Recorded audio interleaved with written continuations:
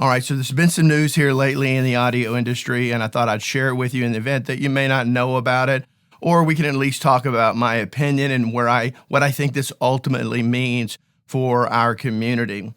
Dirk Ulrich recently purchased Manley Labs, and so now he owns all of the portfolio and all of the products and that entire company of Manley Labs. Just a few weeks ago, or a few days ago actually, he purchased Apogee. So that's pretty exciting. You've got both Manley Labs and you've got Apogee, and we're going to talk about what I think that means for the community at large for the future. And I hope that I'm right about it. I've been friends with Dirk now for probably a couple years on Facebook. He's been very supportive of this channel. And if you're not sure exactly who he is and what his relevance in all this is that back in the days when I was on TDM, pretty much, there were certain manufacturers who really dominated the TDM plugins that you could use for no latency. And Universal Audio originally started out doing some of those, and then they pulled out of it. And then you had Sonics and some others, or Sonex, and some others out there doing a great job. Well, Dirk is the guy who invented and came up with Brainworks. That most of you probably know who Brainworks / Plugin Alliance is today. And when it comes to plugins as a whole, whether they're native or TDM, or today for HDX, no matter what you may think about it, Universal Audio pretty much has dominated that market for a long time. Maybe not so much today, but certainly throughout history over the last 20 years, they've been a force to be reckoned with. And it's well-deserved accolades for Universal Audio. Well, that was until Brainworks showed up, and their plugins not only rivaled, but in many times were far superior to Universal Audio's, yet they could run natively where at the time Universal Audio could not. And so that's really kind of what got Brainworks off the ground. And some of my favorite plugins I've ever used back then were from Brainworks. Today, there's a combination of both Plugin Alliance and Brainworks, and they continue to develop a lot of wonderful plugins. They're probably my second favorite plugin manufacturer as a whole today. And I won't go into the others because this is not really about that. But Dirk was the guy who did all of that. He was the guy that built all of that, and it turned it into an amazing company. And then he decided, well, it's time for me to go out and live my retired life. And so he sold it off, made a ton of money, and he now lives in South Florida. Well, like I said, Dirk, I guess you got bored out there. I don't know what happened, but I guess you got bored and you decided you wanted to get back into the game. Now, this is a game that arguably, especially for the two companies he purchased, you would think that they had limited opportunity for, doing a lot of volume. Most people, when it comes, let's talk about Manley for a second. Everybody loves Manley. If you don't love Manley products, I don't know what to tell you. They're all fantastic, and some of them are off the charts. But that said, that's also at a price point that is starting to diminish. So many people are totally in the box using plugins and not using a ton of outboard hardware. And so it's going to be very interesting to see what Dirk does with that company. He obviously believes that hardware is not dead, or he wouldn't have invested so much money in that company. He obviously believes in it and has a vision for where he can take it next.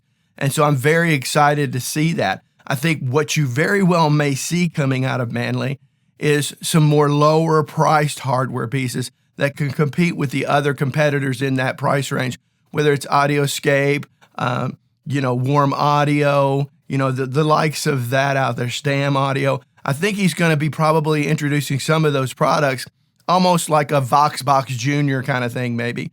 We'll see. It's going to be interesting to see what happens, because there still is a market for that, and that market is relatively strong as a whole. For those that do enjoy hardware in their studios, like myself, I'm also wise enough to know that I could certainly do just as good of a job without the hardware, but I like using it, and it fits me like a glove. So now let's go into Apogee. Now, there's no question about it. Most studios, most well-known studios and revered studios have been using the Apogee Symphony products for a very long time, and they are still the staple in their studio. They've all chose those over Avid's own set of converters and things like that. because they are TDM, not TDM's not really that much of a thing anymore, but HGX compatible to where you can use those straight in for, as close to zero latency as possible. Everybody thinks HGX is zero latency. It's actually not, but it's very, very, very close. It's close enough to not split hairs, okay? As long as you set Pro Tools up correctly.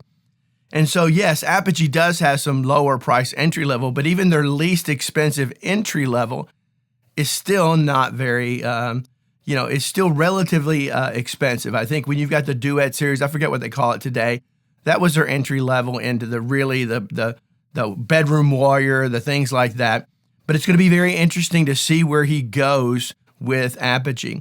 And I'm excited to see that. I think if anybody's got the skill set to really take that in a different direction, but a positive different direction, along with Manley, I believe Dirk is a guy to do it. And so if you haven't ever looked into him before, I encourage you to do your research, because this is pretty exciting news, okay? And so we're going to have to wait and see what happens as a result of that.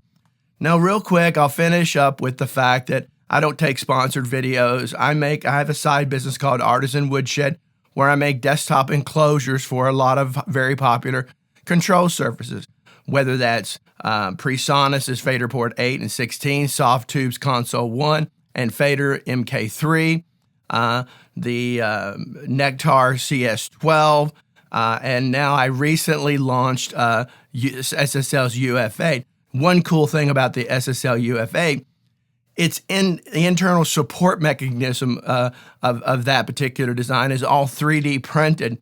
So, let's say, for example, you just have a single UF8 today and you want to add another one. Well, you would go to my website and just buy the extension kit, and then you'd use everything you've got now and just use it to extend it to make enough room for a second UF8. And the same goes, of course, for a UC1. I'm brain farting right now. I can't think of the other one, but they have a total of 3 different products. And so that's pretty exciting. And I actually just shipped my first one yesterday. I've got a lot of orders I need to fill for that. And so go take a look at that at www.artisanwoodshed.com. I'd appreciate your support. Again, don't take out sub-sponsorships on this channel. I am Artisan Woodshed. I make them all myself in my detached garage. Okay, so that's pretty exciting for me. And it's been incredibly popular. And I'm thankful for all of you who have purchased from me. And I've received nothing but 5-star reviews across the board. And I've literally sold hundreds of these things at this point, and I started earlier this year. So go check that out, www.artisanwoodshed.com. So Dirk, I wish you all the best. I believe in you. I think you could take these in a direction, not necessarily that either one were going in the wrong direction. I think you can take a fresh set of eyes to it and see what the other possibilities are. And if there's anybody out there who can do it, I believe that Dirk can.